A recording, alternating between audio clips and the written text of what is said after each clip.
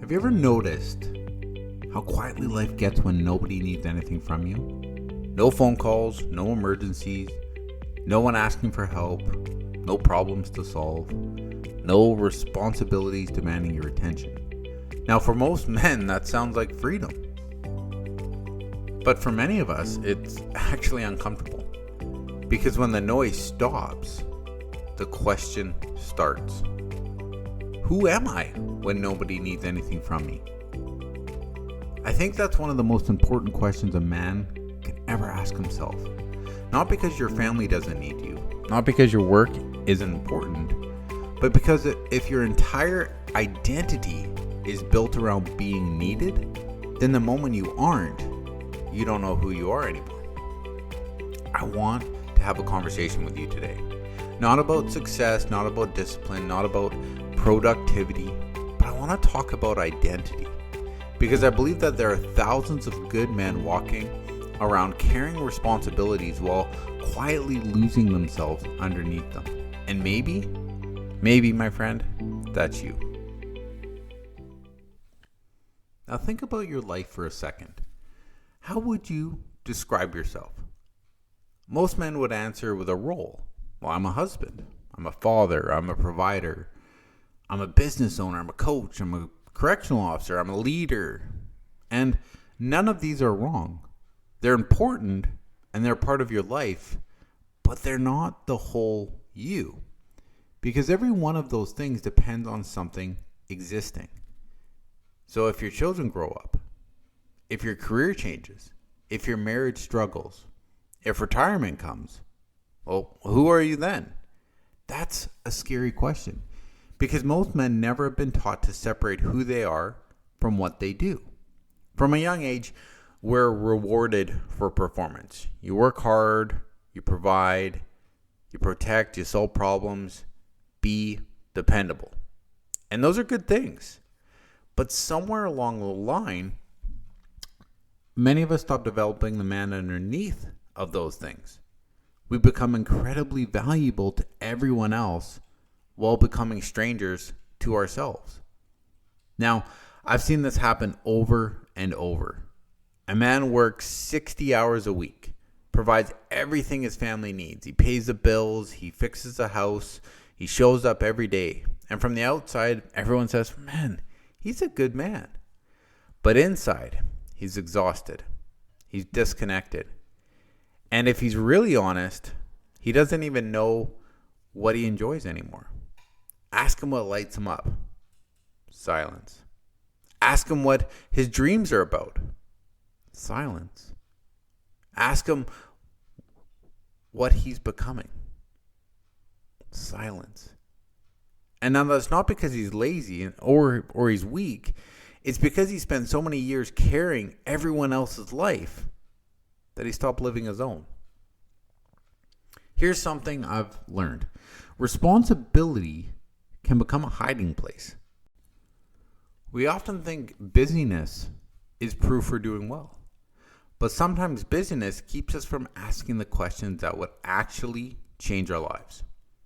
As long as you're fixing problems, you never have to face yourself. As long as someone needs you, you never have to ask what you need.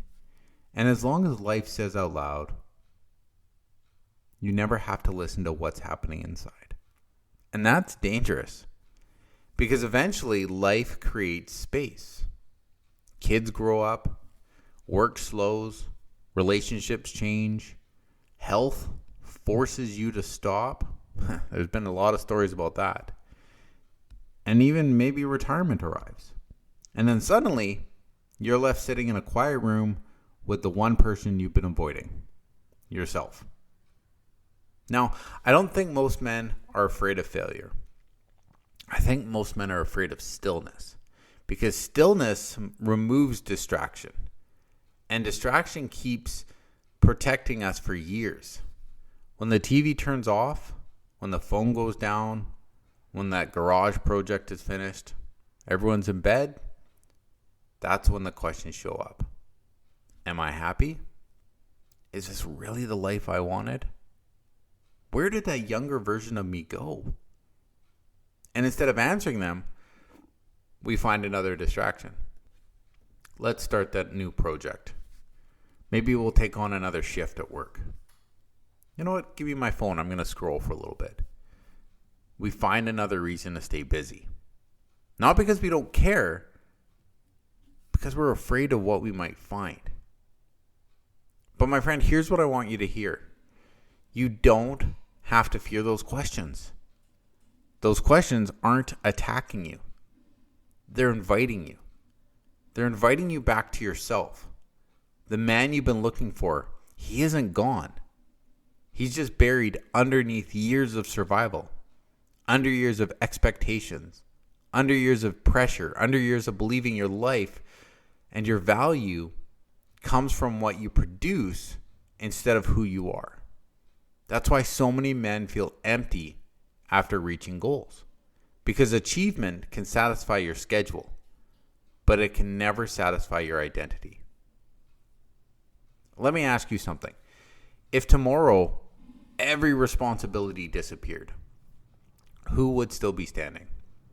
Not what title would you have, not what income would you make, not what would people think about you, but who would you actually be? Would you know what matters to you? Would you know your values? Would you know what brings you peace? Would you know what the kind of man you want to become? Or would you immediately start looking for another role to fill? That's what we're sitting with. Because your family doesn't need a man whose only identity is serving everyone's purpose. They need a man who knows who he is. Think about that. Your wife, she doesn't need a provider. She needs you. Your kids don't just need someone who pays the bills. They need your presence. Your friends, they don't just need that guy who comes over and solves problems. They need your authenticity. The world doesn't need another exhausted man providing his worth every day. It needs grounded men who know who they are, whether they're applauded or ignored. This is why I talk so much about reconnection. Because I don't believe most men need to reinvent themselves. I think they need to reconnect them with themselves. Reconnect with the man they were created to be. Reconnect with the man that matters. Reconnect with God. Reconnect with purpose. Reconnect with their family. Reconnect with that quiet voice inside that's been drowning out for years because of the noise. Now that changes everything. Because once your identity becomes stable, your performance becomes healthier. You're no longer working to prove yourself. You're working from who you already are. And that's completely different life. So where do you start? Start by creating space. 10 quiet minutes. No phone, no television, no podcast. After this one, of course. No music, just you. Ask yourself one question.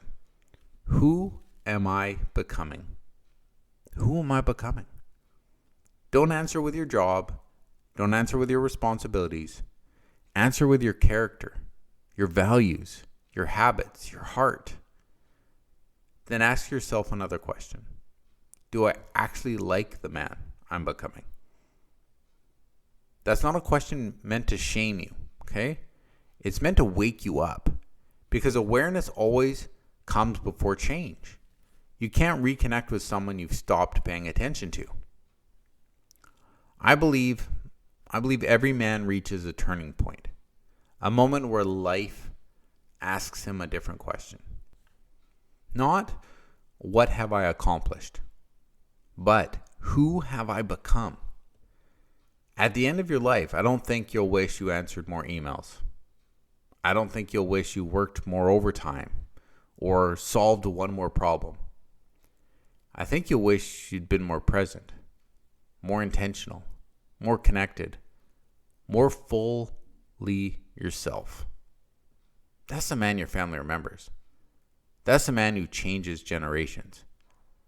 Not because he was perfect, but because he was, and he knew who he was. So let me leave you with this.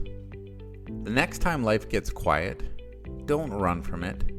Lean into it. Because that silence isn't empty. It's an invitation. An invitation to meet the man underneath the titles. The man underneath the pressure.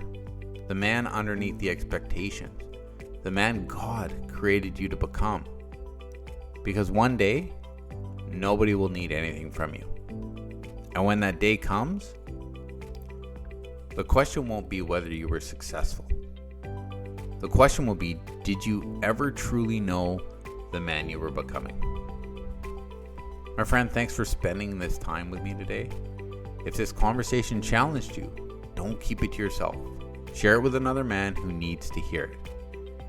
And if you're ready to stop living life from the roles and start living from your identity, I'd love to walk that journey with you. But until next time, trust yourself. You got this.